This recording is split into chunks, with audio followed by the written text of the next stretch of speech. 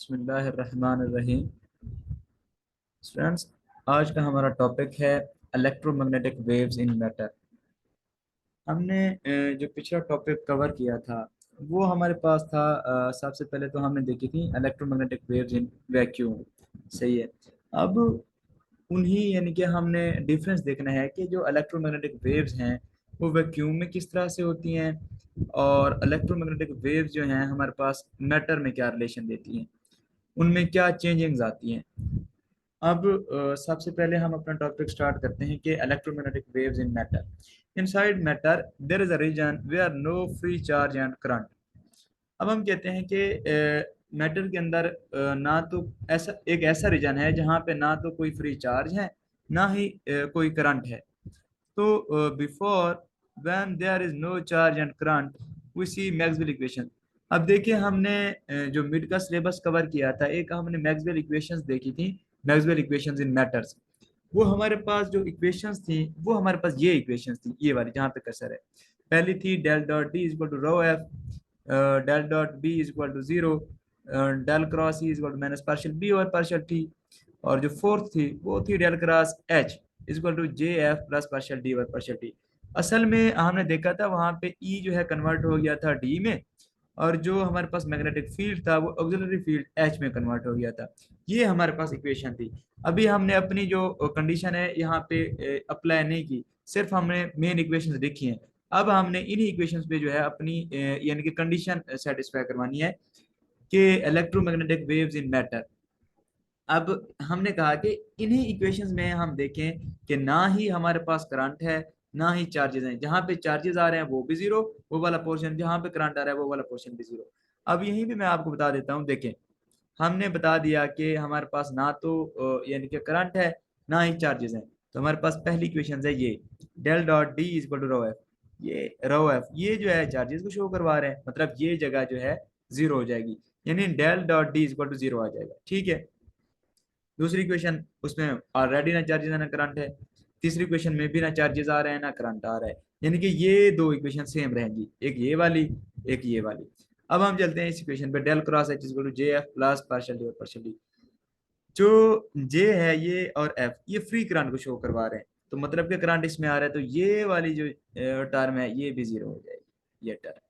अब हमारे पास बची क्या, सिर्फ ये टर्म। यानी कि हमने अपनी जो कंडीशन बताई थी वो इस तरह से सेटिस्फाई हुई कि पहली इक्वेशन में del dot E equal to zero हो गया, फिर सेकंड और थर्ड इक्वेशन वैसे ही रही। जो फोर्थ इक्वेशन थी हमारे पास डेल क्रॉस एच वाली equal to J F plus partial D और पार्शियल टी था, वो हमने देखा कि अब किस चीज में कन्वर्ट हो गई है। अब सिर्फ वहां पे del cross H equal to partial D और पार्शियल टी के हो गया। ठीक है। ठीक है जी, अब चलते हैं हम आगे। अब हम देखते हैं, जब ये देखें वो इक्वेशंस बन गई जो हमने अपनी कंडीशन सेटिस्फाई करवाई, तो ये del dot D equal zero हो गया क्योंकि रो एफ था, वहां पे चार्जेस जीरो, और यहाँ पे पार्शियल डी और पार्शियल टी बच गया। अब हम अपनी कंडीशन के बाद ये बताते हैं कि जब इस तरह की कंडीशन हो और मीडियम भी हमारे पास लीनियर और होमोजीनियस हो, तो लीनियर मीडियम का मतलब ये था कि जैसे जैसे हम मैग्नेटिक फील्ड इंक्रीज करते जाते थे वैसे ही उसकी मैग्नेटाइजेशन जो है इंक्रीज होती जाती थी मटेरियल की। अब हम कहते हैं जब इस तरह का मटेरियल हो तो उसमें क्या कंडीशन और लगेगी, वो कंडीशन ये है, फिर वहां पे डिस्प्लेसमेंट करंट डी जो होता है इक्वल टू एप्सिलॉन ई के होता है, और जो ऑक्सिलरी फील्ड होती है वो होती है इक्वल बी ओवर म्यू के। अब ये कंडीशन हमने ये वाली जो है, ये कंडीशन, ये हमने ऊपर वाली जो हमने चार इक्वेशंस रिड्यूस की हैं, ये वाली इक्वेशंस इनमें सेटिस्फाई करवानी है ये वाली कंडीशन।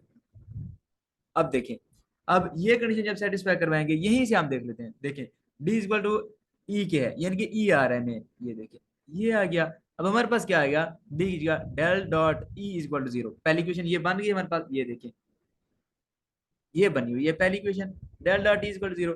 दूसरी इक्वेशन में हमारे पास कोई रिलेशन नहीं है जिसकी जगह पे हम डी की वैल्यू पुट करें, हमारे पास एच का अलबत्ता रिलेशन है और डी का, जहां पे सिर्फ डी और एच आ रहे हैं हम वहां पे इक्वेशन पुट करेंगे। अब देखें ये एच का है, यहाँ पे बी है, यहाँ पे तो कोई चेंज नहीं आएगा, del dot B equal to zero. ये हमारी सेकंड इक्वेशन आ गई, ये वाली। अब देखें तीसरी इक्वेशन में है डेल क्रॉस ई, हमारे पास ई का भी कोई रिलेशन नहीं है, तो ये भी ऑलरेडी वही इक्वेशन बन जाएगी। हाँ, फोर्थ इक्वेशन में हम देखते हैं डेल क्रॉस एच। अब एच की वैल्यू हमारे पास है बी ओवर म्यू नॉट। अब देखें हमने एच की जगह पे लिखना है, हम लिख देते हैं डेल क्रॉस बी। एच की है ना बी और म्यू नॉट। जब ये बी जो है इधर गया, यानी कि ये आ गया इधर डेल क्रॉस बी, बचा क्या यहाँ पे म्यू, और एक जो है हमारे पास ये देखें डेल क्रॉस बी म्यू, और ये वाला जो डी की जगह हमने पुट करनी है, पार्शियल डी और पार्शियल टी था ना, वो है एप्सिलॉन ई के इक्वल।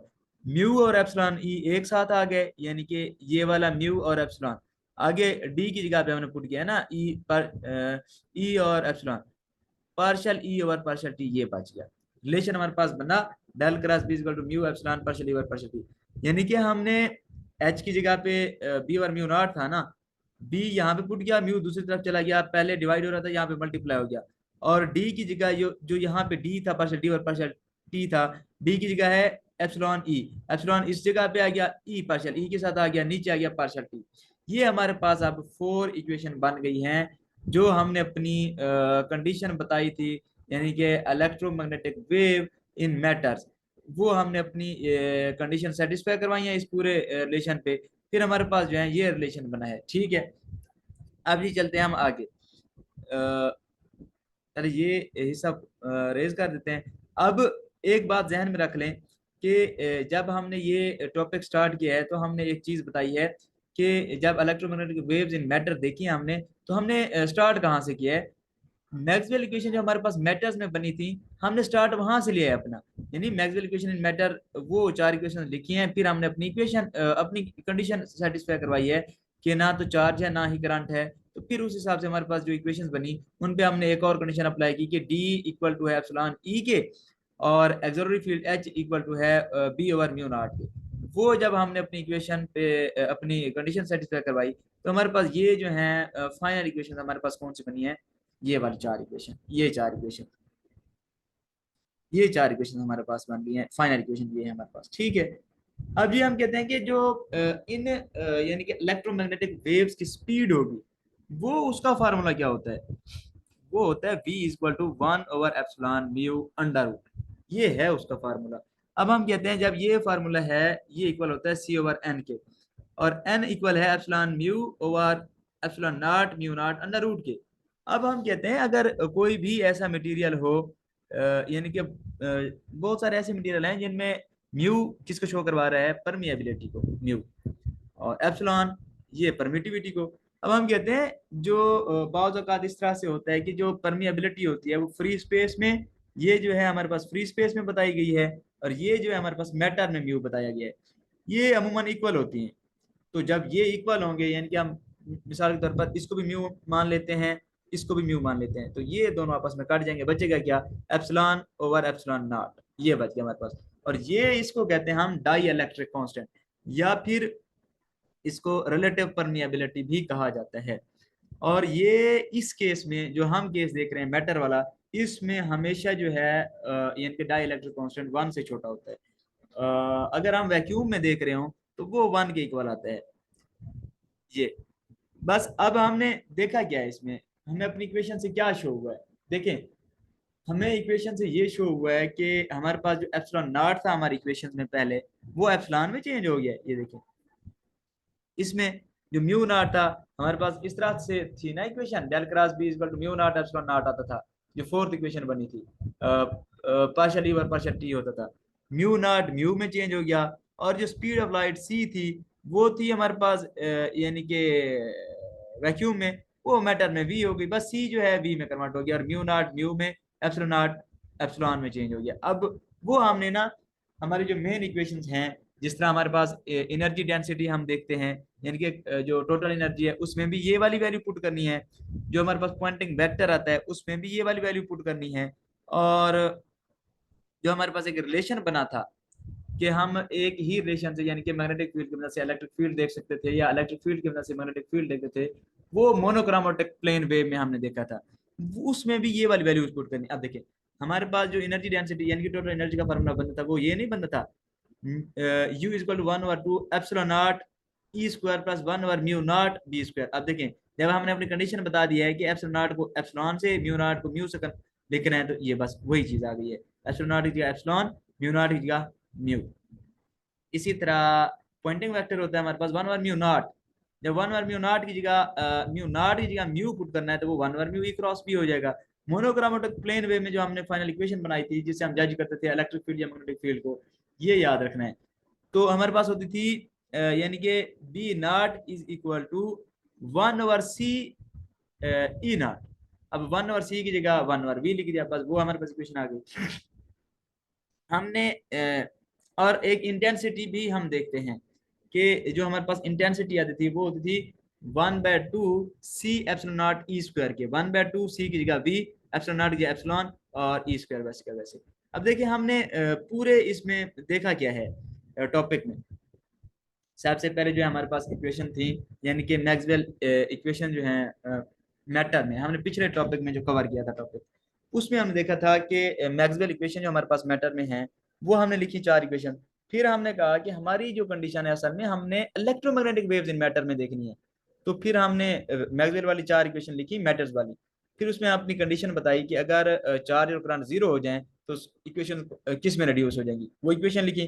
फिर हमने बताया कि जब इलेक्ट्रोमैग्नेटिक वेव्स की बात हो रही हो मैटर में तो हम एक रिलेशन लिखते हैं, और अगर मीडियम भी लीनियर हो तो D equal to epsilon E के इक्वल होता है, और auxiliary field H equal to 1/म्यू नॉट 1/म्यू बी के इक्वल होता है।